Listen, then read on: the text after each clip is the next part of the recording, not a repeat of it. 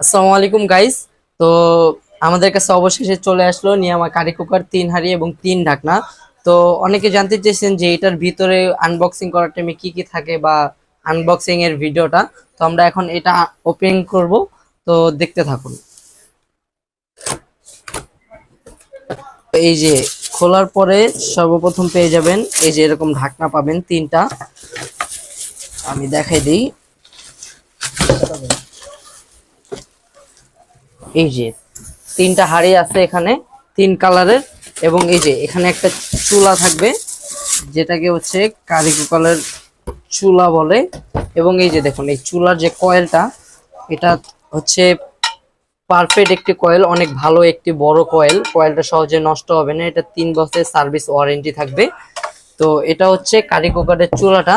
আর এখানে থাকছে এই যে 3টা ঢাকনা, একদম হেভি 3টা ঢাকনা থাকবে।